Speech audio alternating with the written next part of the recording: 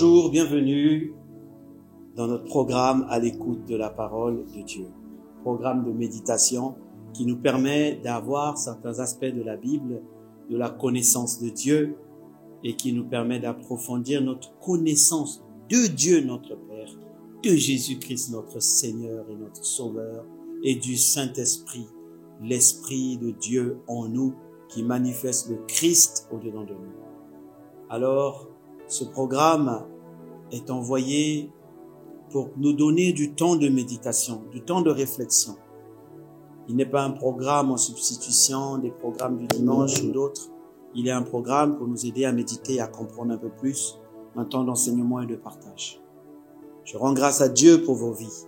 Je rends grâce à Dieu pour vous qui êtes fidèles. Je rends grâce à Dieu pour vous qui partagez ce message pour faire du bien à un grand nombre. C'est ainsi que nous contribuons tous à l'édification du corps de Christ. Nous allons incliner la tête et rendre grâce à Dieu. Tendre Père, merci. Merci parce que tu es Dieu et parce que tu veilles sur nous. Merci de nous permettre de nous retrouver encore ce jour pour parler de ta parole et pour parler de toi, notre Dieu. Le centre de nos vies, le socle de nos vies. Jésus-Christ. Cher Saint-Esprit, prends le contrôle de ce temps d'enseignement. Parle-nous, envoie ta parole, Papa. Touche nos cœurs et bien au-delà. Transforme nos vies. Merci Seigneur. Nous te rendons toute la gloire et nous le promettons encore. Au nom de Jésus. Amen. Alors mon frère, ma sœur, je bénis Dieu pour vos pasteurs, je bénis Dieu pour votre église et je rends grâce à Dieu pour mes pères aussi, mes pasteurs à moi. Oui, je suis pasteur, mais j'ai aussi des pères dans la foi et je bénis Dieu pour leur vie et que le Seigneur leur fasse beaucoup de bien à eux, à leur épouse, à leur famille. Je bénis Dieu aussi pour le leadership de votre église parce que il est important d'avoir une église et si vous n'avez pas d'église, trouvez rapidement une église, contactez-nous. Je rends grâce à Dieu pour vous aussi qui partagez ce message, qui contribuez avec nous à l'édification du corps. Je rends grâce à Dieu pour vous qui nous rejoignez et pour vous qui êtes fidèles. Fidèles car c'est pour vous que Dieu nous a demandé de mettre en place ce programme. Alors, nous allons avancer. Nous sommes toujours dans notre grand thème de connaître Dieu parce que il y a beaucoup de choses et si vous êtes avec nous depuis un moment, vous devez vous rendre compte qu'effectivement, il y a énormément de choses à connaître sur Dieu qui vient transformer notre vie et qui vient nous rendre plus forts dans ce monde. La dernière session, nous avons parlé dans la deuxième partie de ceux qui connaissent Dieu multiplient la paix et multiplient la grâce dans leur vie. Parce que l'apôtre Paul avait dit que la grâce de Dieu et que la paix de Dieu vous soient multipliées. Pas additionnées, mais multipliées par la connaissance de Dieu et de notre Seigneur Jésus-Christ. Juste comme Jésus avait dit, la vie éternelle, c'est qu'ils te connaissent toi, le vrai Dieu, et celui que tu as envoyé, Jésus-Christ. Alors, nous avons parlé des aspects comme Dieu avec nous, et la dernière fois, nous avons parlé de la conscience du pardon qui nous donne la paix. La conscience du pardon. Que nous avons été pardonnés. Dis avec moi, j'ai été pardonné. J'espère que toute cette semaine, tout le temps, entre ces deux sessions, vous avez pris le temps de déclarer que je suis pardonné. Le sang de Jésus-Christ a coulé sur ma vie. Je suis pardonné. Parce que beaucoup de chrétiens vivaient avec la culpabilité, avec l'offense du diable, sur les fautes passées, sur les fautes que certains ont du mal à laisser. Mais je dis que Dieu est avec vous. Et la puissance de la grâce va briser le joug du péché. Va briser. Et que demain, vous serez parfaits. Comme l'apôtre Paul a dit, Dieu qui a commencé en vous cette bonne œuvre la rendra parfaite. Et je déclare que vous serez parfaits au nom de Jésus. Tel il dit. Alors, cette conscience du péché doit quitter nos vies et avoir la conscience du pardon, de la grâce et de l'amour de Dieu. Parce que la Bible dit un verset important que nous devons nous répéter chaque fois. Vous voyez, lorsque le diable nous attaque dans une culpabilité, nous nous rendons compte que nous paniquons nous devenons instables et nous manquons d'assurance et encore plus nous manquons de paix. Alors, que dit la Bible? Écoutez bien ce que la Bible dit. Dans le livre d'Ésaïe 53, au verset 4 et 5. Il dit, « Cependant, ce sont nos souffrances qu'il a portées. » Il l'a déjà porté. « Ce sont de nos douleurs qu'il s'est chargé. » Tu n'as plus besoin d'avoir mal. D'une quelconque douleur émotionnelle, physique. Non. Et nous l'avons considéré comme puni, frappé de Dieu et humilié. Oui, il a été frappé de Dieu. Puisque le premier verset disait, qui a cru, qui a reconnu la main, le bras de l'Éternel. Frappé de Dieu. Humilié. Mais il était blessé pour nos péchés. Brisé pour nos iniquités. Passé, présent et futur. Et il y a une chose qui est importante qui est encore dite. Le châtiment qui nous donne la paix est tombé sur lui. Tu n'as plus besoin de ne plus vivre en paix. Le châtiment, la sanction qu'il fallait payer pour que toi tu vives en paix est tombé sur lui. Tu n'as plus besoin de vivre dans la sécurité. Tu dois avoir cette conscience de paix. Chaque jour, tu dois déclarer le châtiment qui me donne la paix est déjà tombé sur Jésus. Donc, j'ai la paix de Dieu. Et la Bible rajoute, par ces meurtrissures, nous sommes guéris. Les meurtrissures, c'est les cicatrices. Les cicatrices qu'il a portées, de là où le sang est sorti. Ça là, ça rappelle notre guérison. Nous avons déjà été guéris. Amen. Alors aujourd'hui, nous allons avancer. Nous allons prendre maintenant, aujourd'hui, nous allons parler de ceux qui connaissent Dieu. Ceux qui le connaissent sont appelés hommes ou femmes de foi. Dites avec moi, homme, femme de foi. Si tu es un homme, tu dis je suis un homme de foi. Tu dis une femme, je suis une femme de foi. Répète avec moi, je suis un homme de foi. Oui, la foi n'est pas un mot. La foi est une attitude. Croire, c'est un verbe d'action. La foi, ce n'est pas un mot qui commence et qui s'arrête. Non, c'est une attitude que nous devons avoir en continu qui consiste à croire. Voilà pourquoi on nous appelle des croyants. Et la foi nous permet d'obtenir tellement de choses de Dieu. La foi, c'est la monnaie. La monnaie dans le monde spirituel. Et la foi nous rend agréables à Dieu. Ne nous rend pas bons. Non, nous sommes bons parce que Dieu nous a sauvés. C'est par ses bontés que l'on vit. Donc le niveau de bonté, c'est le niveau du salut. Mais pour être agréable à Dieu, pour que Dieu prenne plaisir à nous, nous devons avoir une attitude de foi. Et la foi nous donne une forme de confiance. Elle nous donne accès aux secrets, aux mystères, aux miracles de Dieu. Alors, il est difficile d'avoir foi en quelqu'un qu'on ne connaît pas, quelqu'un qu'on n'a pas vu. Vous voyez, allez, réfléchissez dans vos têtes, vous connaissez certainement quelqu'un, par la grâce de Dieu, qui vit une belle vie, qui a réussi dans sa vie. Si cette personne vient vous dire, je vous promets, allez, pour nous, ici en Afrique, 1 million de francs ou 10 millions de francs, je vous le donnerai demain, passez au bureau.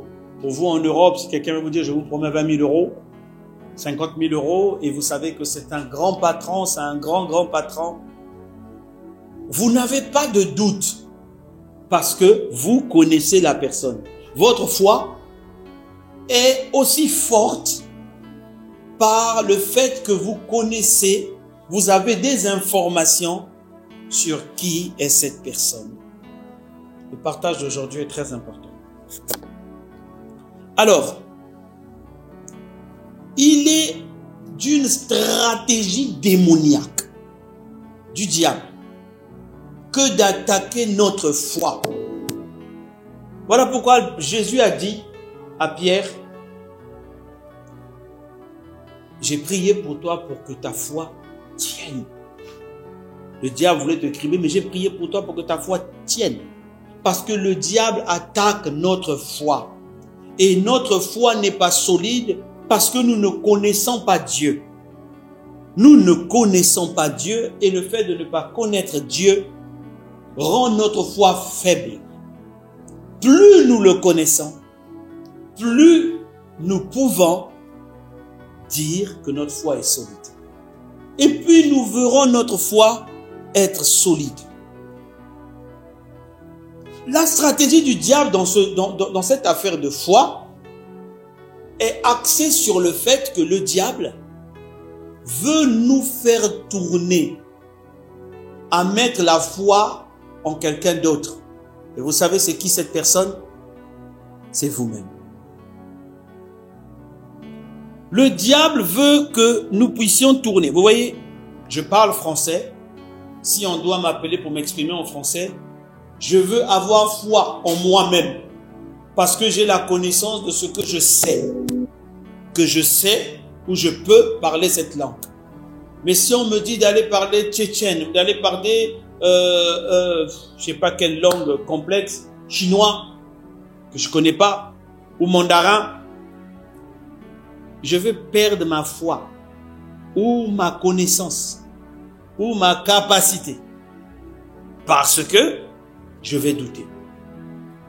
Je vais douter de qui? De moi, de mes capacités. Or, le diable, il essaie de tourner notre foi pour que nous puissions regarder à nos capacités, à notre force, à ce que nous avons, au lieu de regarder à Dieu, à l'excellence de la connaissance de Dieu, comme Paul l'a dit, au lieu de regarder en la capacité de Dieu, on veut nous enseigner à regarder en nos capacités.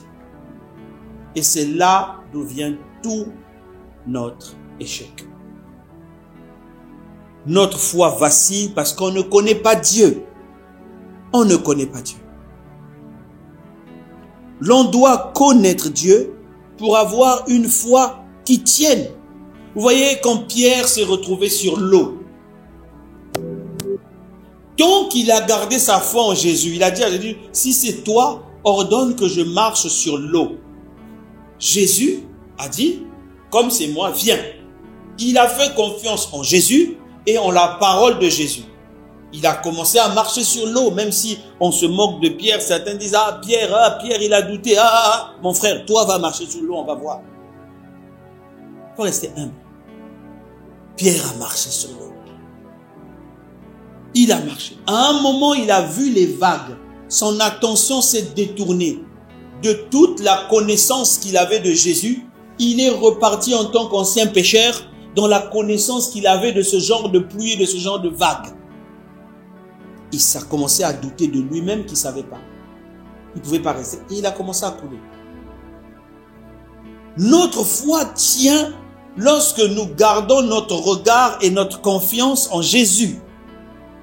Lorsque nous nous appuyons, il est l'auteur, c'est-à-dire le début de notre foi, et le consommateur, celui qui va consommer, celui qui va utiliser ça pour faire des grandes choses. Et la foi, lorsqu'on la tourne et on veut la centrer sur nous, mais c'est de manière très subtile, vraiment très subtile. La foi ne tient pas parce qu'on compte sur nous-mêmes. On compte sur nous-mêmes. Un des serviteurs de Dieu, l'évêque Oedipo, avait dit, quand Dieu lui a demandé de construire cette salle de 50 000 places, le diable est venu lui dire, toi, tu n'y arriveras pas. Toi, tu peux construire cette salle-là. Toi, tu vas faire une salle de 50 000 places. Il a dit, pour une fois, j'ai dit, Satan, tu as raison. Vraiment, pour une fois, tu dis la vérité. Ce n'est pas moi qui vais construire, mais c'est lui qui a dit qu'il le fera. Et s'il doit le faire par moi, il le fera par moi. Mais c'est lui qui construit. Satan s'est arrêté net. Parce que là, et Satan et le serviteur de Dieu, les deux savaient que Dieu est capable de le faire. Et notre foi est attaquée parce que lorsqu'on vous dit ceci ou cela, la connaissance que nous avons de Dieu est tellement faible et nous voulons la mettre sur nous-mêmes. Dieu dit, je ferai de toi ceci. toi, tu commences à regarder à toi. Ah, mais il me manque tel diplôme pour aller là-bas. Mais je ne connais pas un tel. Mais je n'ai pas la capacité de ça. Mais ça, c'est pas mon domaine que j'ai appris à l'école. Mais ça, c'est pas... Mais Dieu, non, ça là. Et tu conclus en disant, je crois que c'est un rêve. Hein. C'est vraiment... Surtout si c'était arrivé dans un songe. Ouh là là. De la fin, tu dis, c'est un rêve. C'est vraiment un rêve. Il y a rêve et rêve. Vraiment, il y a des rêves vraiment. On m'a vu, j'étais marié à j'étais devenu une princesse de Galles. Je me suis vu, franchement, il y a des rêves. Hein. Tu viens de balancer à côté parce que tu vois ta situation, tu vois de là où tu es, tu te dis, mais moi, comment je vais faire pour croiser un prince pour que je devienne princesse? Mais c'est impossible de chez impossible. Mais Dieu est le Dieu qui aime les impossibles afin de les rendre possibles. La Bible dit qu'il fait ça afin de confondre l'intelligence des hommes. Mais vraiment, c'est lui. Dieu, il aime ça. J'ai découvert une chose de Dieu. Dieu aime ça. Il aime ça, quoi. Il aime, on dirait, confondre les hommes. Il aime ça. Quand vous étudiez le livre d'Exode, vous allez voir que quand Dieu a commencé, Dieu dit à Abraham, ton peuple sera emmené en esclavage. Donc Abraham est conscient. Ta descendance. Ils vont prospérer, mais ils seront esclaves. Mais quand tu regardes ça, tu vas comprendre que Dieu a fait tout ça là, c'est pour lui-même. Dieu a pris Israël et l'a emmené en Égypte. Il a envoyé la famine. Tout le monde entier avait la famine, nous sommes en Égypte à cause de Joseph. Grâce à Joseph, merci Seigneur. Joseph a suivi Dieu. L'Égypte est devenue tellement puissante parce que c'est elle qui avait l'argent, c'est elle qui avait la nourriture. Elle rachetait toutes les forces des autres, l'intelligence. C'est devenu l'Égypte de l'Égypte, la puissante Égypte. Donc tout le monde entier connaissait l'Égypte. Nation la plus puissante. Et Dieu dit, bon, comme tout le monde connaît maintenant que c'est toi l'Égypte la plus puissante, moi, je vais utiliser ce petit peuple de bergers pour te détruire. Afin que l'on sache que le Dieu d'Israël est Dieu. Donc Dieu, il aime les choses que toi, tu penses impossibles. Mais si tu l'étudies, tu vas commencer à voir, cette chose impossible là, genre, je connais Dieu. Il aime ce genre de choses afin de démontrer sa gloire à tout le monde. Et de savoir que dans ta famille, dans ton quartier, dans tes amis, dans ton pays, que l'on dise, auprès de toi se trouve Dieu. Le Dieu que l'on prie là, on va dire, toi tu le connais. Que cela soit ton partage au nom de Jésus-Christ. Que cela soit ton partage. Alors il aime ça. Mais pour ça, il a besoin que tu crois. Il a besoin que tu aies la foi. Et pour que tu aies cette foi qui tienne, tu dois le connaître. Ça s'appuie dans la connaissance de Dieu. Ça s'appuie en apprenant. Voyez, la foi, en anglais, faith, il y a un autre mot qui accompagne la foi, c'est le mot fidélité. Nous allons voir ensemble que ceux-là qui sont appelés hommes de foi connaissaient Dieu et bien plus, ils avaient confiance en une chose, en la fidélité de Dieu. Le mot fidélité en anglais, l'une des traductions, c'est faithfulness. Ça veut dire la plénitude de foi. La plénitude de foi, la fidélité. Dieu dit qu'il est fidèle. Dis avec moi qu'il est fidèle. Ça veut dire qu'il est digne d'avoir la plénitude de ta foi. Il en est digne. Il est fidèle. Et quand tu le connais et que tu apprends à lire la Bible avec un autre regard, en recherchant les qualités de Dieu, en voulant le connaître, tu vas découvrir le long de la Bible que c'est un Dieu qui est fidèle. Même quand vous les hommes, nous devenons infidèles. La Bible dit, lui, il reste fidèle. Il reste fidèle. Alors regardons ensemble certaines, parce que tu n'arrives pas à percer parce que tu ne connais pas la fidélité de Dieu. Voilà pourquoi on a du mal à t'appeler homme de foi et femme de foi. Et toi-même tu le sais. Parce que tu ne connais pas assez Dieu. Quand Dieu veut faire, tu trouves ce que Dieu a dit qu'il va faire trop grand. Mais quand il te dit, je vais t'ouvrir une toute petite boutique au coin de la rue et tu feras, tu dis, ok, ça je crois, parce que ça c'est dans les moyens que... Non, Dieu c'est le Dieu des étirements, c'est le Dieu de l'infini, c'est le Dieu qui cherche les hommes avec qui il va faire des exploits. Notre prochaine session, nous avons parlé de ceux qui connaissent Dieu, accomplissent des exploits. Des exploits. Dieu cherche des gens pour faire il a besoin des gens là qu'on appelle les hommes et des femmes de foi. Que cela soit ton partage. Quand on dit ça, ça a l'air de peser. Mais en gros, il dit, il a besoin des hommes et des femmes qui croient en sa fidélité. Des hommes qui croient en sa fidélité. Regardons rapidement ensemble, pour terminer le Hébreux 11. Quelques chapitres, quelques versets. Je ne peux pas tout prendre, parce que la même chose, vous le retrouverez dans Hébreux 11. Donc dit d'une manière ou d'une autre. Je veux juste que vous attirez votre attention. Or, la foi est la ferme assurance des choses qu'on espère, la démonstration de celles qu'on ne voit pas. Pour l'avoir possédé, pour avoir eu cette foi, cette confiance en Dieu, la Bible dit, les anciens ont obtenu un témoignage favorable. C'est-à-dire qu'on a reconnu en eux quelque chose d'exceptionnel. Pourquoi? Parce qu'ils ont obtenu, ils ont saisi cette confiance en Dieu. C'est par la foi que nous reconnaissons que le monde a été créé par la parole de Dieu, en sorte que tout ce que l'on voit n'a pas été fait des choses visibles. Là, ça veut dire quoi? Que toutes les paroles que Dieu, si tu vois le monde et tu crois, toutes les paroles que Dieu t'a données, crois-les, parce que c'est la même chose qui a créé le monde. Allons un peu plus loin simplement. C'est par la foi qu'Abel offrit à Dieu. Donc là, on cite les fameux héros, les hommes et les femmes de foi. Offrit à Dieu un sacrifice plus excellent que celui de Caïn. C'est par elle qu'il fut déclaré juste, Dieu approuvant ses offrandes, et c'est par elle qu'il parle encore, quoique mort. Pourquoi Dieu a cru? Mais ça, c'est vraiment prophétique. Pourquoi Dieu a accepté l'offrande d'Isaac? Parce que l'offrande d'Isaac, c'était un agneau qui était sorti d'une des vaches de Isaac.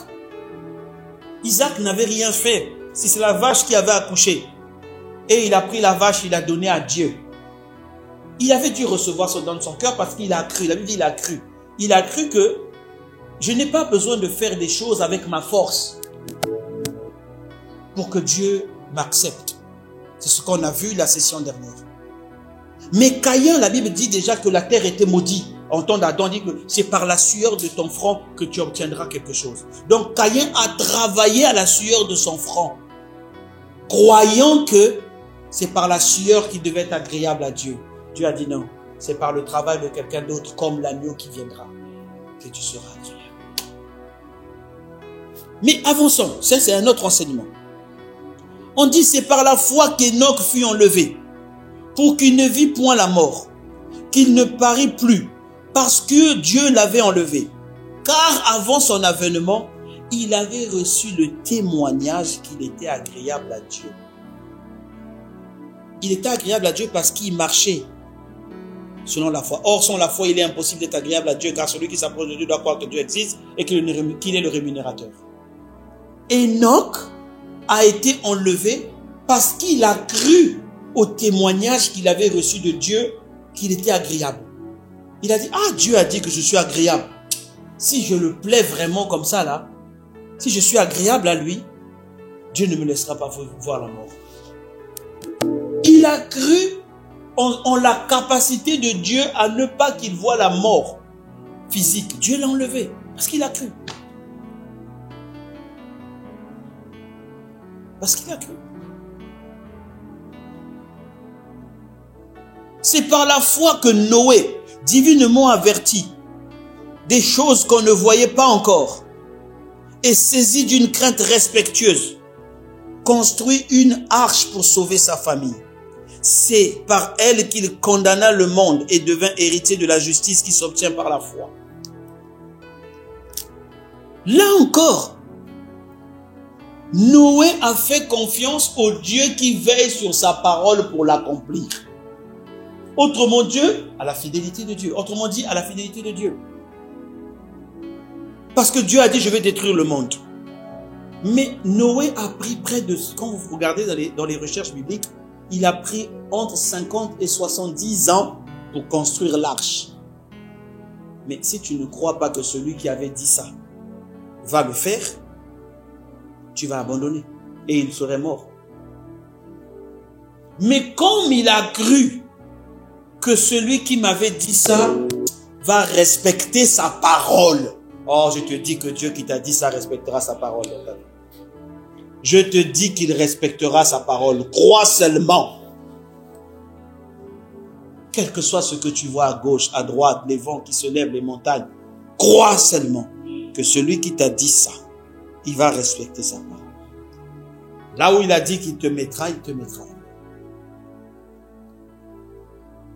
Il va respecter ça. Parce qu'il est Dieu. Alors, Noé a cru en cette personne qui veille sur sa parole. Une fois de plus, il n'a pas cru en lui, Noé. Il a cru en la personne là. Verset 8, c'est par la foi qu'Abraham, lors de sa vocation, lors de son appel, obéit et partit pour un lieu qu'il devait recevoir en héritage. Et qu'il partit sans savoir où il allait. C'est par la foi qu'il vint s'établir sur une terre promise, comme dans une terre étrangère, habitant sous des tentes, ainsi qu'Isaac et Jacob, co-héritiers de la même promesse. Là aussi, Abraham est parti. Est-ce qu'Abraham a cru en sa capacité qu'il connaissait le désert ou nôtre? Non. La Bible dit que c'est par la foi, il a fait confiance à Dieu, qui lui a dit, lève-toi, pars, je ferai de toi une grande nation. La même chose que le verset 3, le verset 1 nous a dit, le verset 3, pardon, qui dit, le monde a été créé par sa parole. Donc quand il a eu la parole, il a dit, bon, si lui il a dit ça, et que le monde a été créé par sa parole, c'est-à-dire que sa parole là, va faire de telle sorte que je devienne une grande nation. Il s'est levé, il est parti, il n'a pas fait sa confiance en lui, en ses capacités. Le verset 11 nous dit quoi? C'est par la foi que Sarah, mamie Sarah, malgré son âge avancé, vous voyez, elle avait un âge avancé, elle était vieille, c'était une mamie avec des rides. Elle avait 90 ans lorsqu'elle a eu Isaac. 90 ans, elle était vraiment vieille. Regarde une mamie de 90 ans, regarde comment elle est. Il dit, c'est par la foi que Sarah elle-même, malgré son âge avancé, fut rendue capable d'avoir une postérité. Car elle crut, non pas en elle, parce que ses ovaires étaient fatigués, abîmés, détruits. Son utérus ne pouvait plus recevoir un enfant. Mais la Bible dit, elle crut à la fidélité de celui qui allait faire la promesse. Elle crut que le gars-là, ce monsieur-là, ce grand homme, ce Dieu tout-puissant, il est fidèle et qu'il tient ses promesses. Et lorsqu'elle a cru en Dieu, les organes dans le corps sont redevenus jeunes pour porter un enfant. Que cela soit ton partage au nom de Jésus. Toi qui te dis que tu ne pouvais plus avoir d'enfant. Crois en la capacité de Dieu. On te dit oui, mais attends, regarde, toi tu es capable de, toi tu peux. Dis oui, moi je ne peux pas, mais Dieu le peut. Lui, il le peut. Il le peut. Regardez ce qu'il dit dans le verset 17. C'est par la foi qu'Abraham offrit Isaac lorsqu'il fut mis à l'épreuve et lorsqu'il offrit son fils unique. Lui qui avait reçu les promesses et à qui il avait été dit, en Isaac sera nommé pour toi une postérité.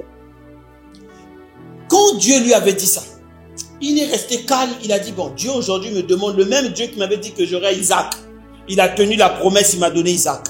Le même Dieu avait dit que par Isaac, je vais être une grande nation. Le même Dieu me demande de tuer Isaac. La Bible dit, il pensait que Dieu est puissant, même pour ressusciter les morts. Aussi, il recouvra-t-il une sorte de résurrection. C'est-à-dire qu'il a accepté d'aller tuer Isaac.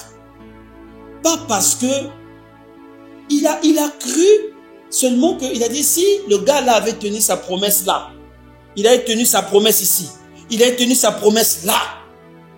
Si je tue Isaac, je crois qu'il est... Ça veut dire que je ne sais peut-être pas, je n'ai jamais vu de mort ressuscité, mais donc il veut me montrer qu'il peut rester mort. Pourquoi? Mais parce qu'il avait déjà dit que mon Isaac serait une grosse prospérité. Mais quand je vois mon petit Isaac, il a 12 ans, il ne peut pas avoir d'enfant. Il avait déjà dit. Il a cru en cela. Il a cru. Mon frère, ma soeur, on peut aller descendre dans les exemples de toutes ces personnes qui connaissaient Dieu. Et ils ont cru en la force et la capacité de Dieu pour que Dieu fasse. Et non pas que eux ils fassent, mais que Dieu fasse. Il faut que nous changions notre manière de penser. Que nous puissions dire à Satan, non Satan, pas moi. Lui, il est capable de le faire. Non pas moi, mais Christ est capable de le faire. Lui seul. Afin que sa gloire ne soit pas partagée. C'est lui seul. C'est lui seul. Je sais que cette émission fait du bien à beaucoup de gens et fera encore du bien dans les années, les décennies à venir. Pourquoi? Parce qu'il l'a dit. Il l'a dit. Il l'a dit. Pas moi, mais lui le fera. Ne regarde pas à toi, à tes capacités, à tes diplômes, aux relations que tu as. Regarde à Dieu. C'est celui qui construit, qui reconstruit, qui bâtit, qui rebâtit, qui ne s'épuise pas. Et c'est celui qui aime les situations où tout le monde a dit c'est pas possible pour leur montrer que c'est possible. La Bible dit, un verset que j'aime et que je chéris beaucoup dans la Bible, Daniel 4, 17, on dit ceci est un décret divin. Ceci est une parole de ceux qui veillent, afin que tu saches que le Très-Haut domine dans le règne des hommes. C'est-à-dire que les hommes ont un règne où ils croient qu'ils dominent. Mais dit, dans ce règne-là, où ils sont nommés, ils sont ceci, le Très-Haut est au-dessus et qu'il domine. Et il rajoute à la fin, il dit, il donne à qui il veut. Que cela soit ton partage au nom de Jésus. Que Dieu te bénisse, qui tourne ta foi et que ta foi te fasse le regarder lui et non toi. Tendre Père, merci. Merci. Moi, je ne suis pas capable. Nous, mon frère et ma soeur, nous ne sommes pas capables. Nous ne sommes pas capables. Mais toi, tu es capable. Toi seul, tu es capable. Alors fais ce que ta bouche a déclaré. Aide notre foi à ne pas voir à nous, mais à te dire c'est toi qui l'avais dit. Toi qui es le fidèle, toi qui es digne de la plénitude de notre foi. Toi qui es digne que nous puissions croire pleinement en toi. Nous croyons pleinement que ce que tu as dit, tu le feras. Merci Seigneur, au nom de Jésus. Amen. Que Dieu vous bénisse. Changeons notre façon de voir les choses. Regardons comment il a été fidèle avec les autres. Il sera fidèle aussi avec vous. Il vous sera fait selon votre foi. Dieu vous bénisse. À la prochaine séance. Si vous n'avez pas encore donné votre vie à Jésus, ne partez pas tout de suite. Restez là avec nous et faites la prière du salut. Écrivez-nous, partagez ce message. Envoyez, contribuez à ce que la parole de Dieu soit répandue dans sa vérité. Amen. Que Dieu vous bénisse. Bonne méditation pour les jours à venir.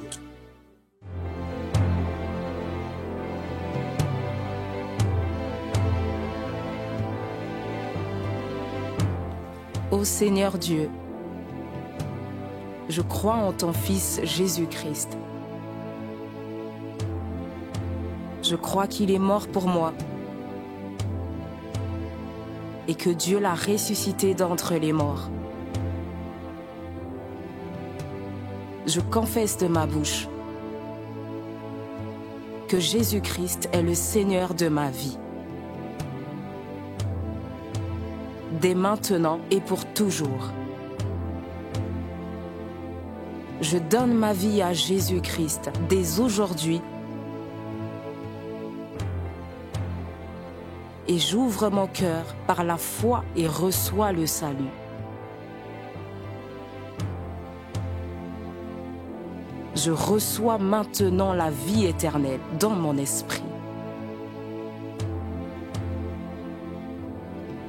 Merci Seigneur d'écouter ma prière. Mes péchés ont été lavés par le sang de Jésus.